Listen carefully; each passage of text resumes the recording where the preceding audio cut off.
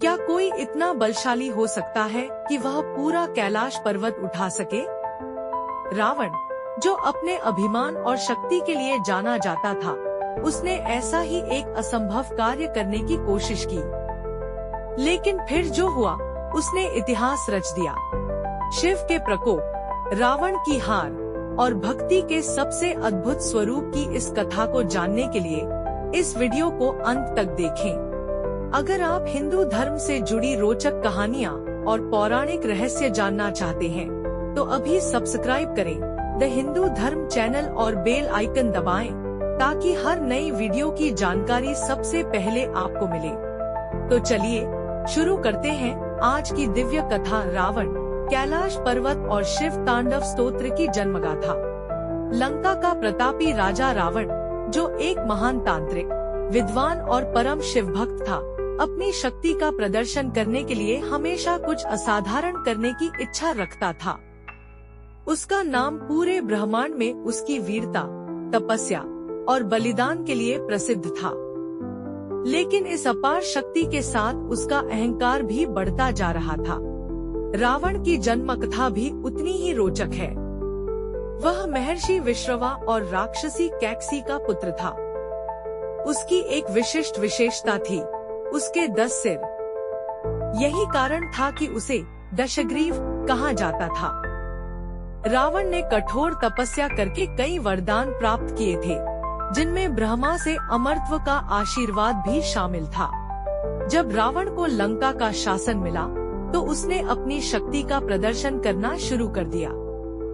देवताओं, ऋषियों और यहाँ तक कि यक्षों को भी उसने परास्त कर दिया। उसका घमंड चरम पर था। रावण का भाई कुबेर, जो धन का स्वामी था, हिमालय के समीप अलकापुरी में निवास करता था। जब रावण ने कुबेर को युद्ध में हराया, तो उसने उससे दिव्य पुष्पक विमान छीन लिया।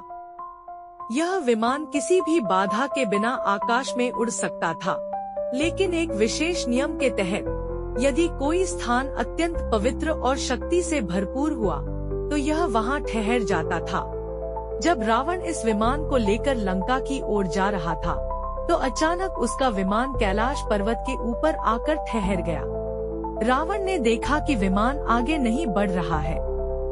उसने अपनी शक्तियों का उपयोग करने की कोशिश की, लेकिन विमान अपनी जगह से हिला तक नहीं। यह देखकर उसे क्रोध आ गया। कौन है जो मेरे मार्ग में बाधा डाल रहा है? रावण ने गरजते हुए कहा।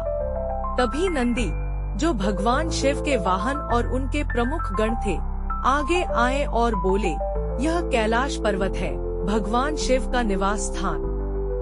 यहाँ से कोई बलपूर्वक नहीं गुजर सकता।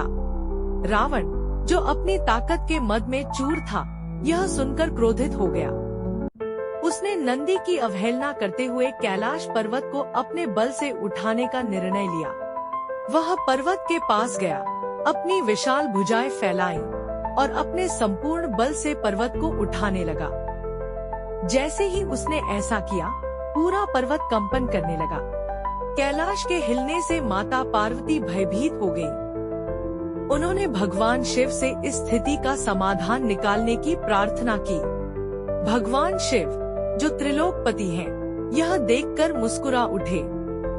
उन्होंने सोचा, यह रावण अपने घमंड के कारण मेरे धैर्य की परीक्षा लेना चाहता है।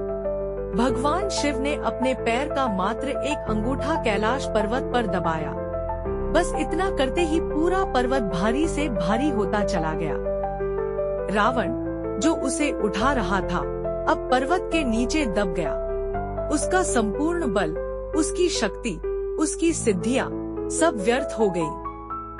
अब वह असहाय था। रावण जोर जोर से चिल्लाने लगा, लेकिन कोई उपाय नहीं सूझा। उसने समझ लिया कि यह स्वयं भगवान शिव की माया है और अब केवल शिव की कृपा ही उसे मुक्त कर सकती है। तभी उसने अपने भीतर की भक्ति को जागृत किया। पर्वत के नीचे ही रहकर उसने अपनी आत्मा से भगवान शिव की स्तुति करनी शुरू कर दी। उसने एक ऐसा स्तोत्र रचा, जिसका प्रभाव इतना अद्भुत था कि स्वयं भगवान शिव भी प्रसन्न हो गए।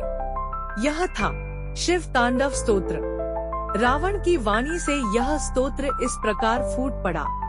जटाटवी गलज्जल प्रवाह पावित स्थले गले अवलंब्य लंबिता भुजंग तुंग मालिकाम। शिव तांडव स्तोत्र में भगवान शिव की शक्ति, उनके तांडव नृत्य और उनके महाकाल स्वरूप का वर्णन किया गया। रावण की भक्ति इतनी गहन थी कि पूरे कैलाश पर्वत में शिव का तांडव प्रत्यक्ष रूप में प्रकट हो गया। शिवगण और देवगण भी इस स्तोत्र को सुनकर मंत्रमुग्ध हो गए। भगवान शिव रावण की भक्ति से अत्यंत प्रसन्न हुए। उन्होंने अपने करुणामयी स्वर में कहा, हे दशग्रीव, तुम्हारी भक्ति और संगीत की साधना अतुलनीय है। मैंने तुम्हारी स्तुति सुनी और तुम्हारी भक्ति से प्रसन्न होकर तुम्हें क्षमा करता हूँ। इसके बाद उन्होंने पर्वत से अपना पैर हटा लिया और रावण मुक्त हो गया। रावण भगवान शिव के प्रति श्रद्धा और विनम्रता से झुक गया। उसने स्वीकार किया कि किसी भी शक्ति से बड़ा केवल भगवान शिव का आशीर्वाद और उनकी कृपा होती है। यह कथा हमें सिखाती है कि अहंकार हमें कभी भी सफलता की ओर नहीं ले जाता। शक्ति और विद्या महत्वपूर्ण है, लेकिन सच्चा ज्ञान भक्ति और विनम्रता में निहित होता है। रावण, जो एक बलशाली योद्धा था, ने अहंकार में आकर कैलाश पर्वत को उठाने की गलती की।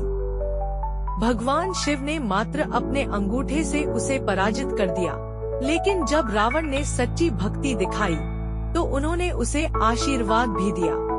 यह कथा हमें यह सिखाती है कि शक्ति और ज्ञान का दुरुपयोग अहंकार को जन्म देता है, लेकिन सच्ची भक्ति से भगवान प्रसन्न होते हैं। यही कारण है कि रावण का शिव तांडव स्तोत्र आज भी श्रद्धा और भक्ति के साथ गाया जाता है। आज भी शिव तांडव स्तोत्र को गाने से भगवान शिव की कृपा प्राप्त होती है और यह स्तोत्र संपूर्ण ब्रह्मांड में शक्ति और भक्ति का प्रतीक माना जाता है। अगर आपको यह स्टोरी अच्छी लगी हो तो शेयर और लाइक जरूर करें। जय महाकाल। हर हर महादेव।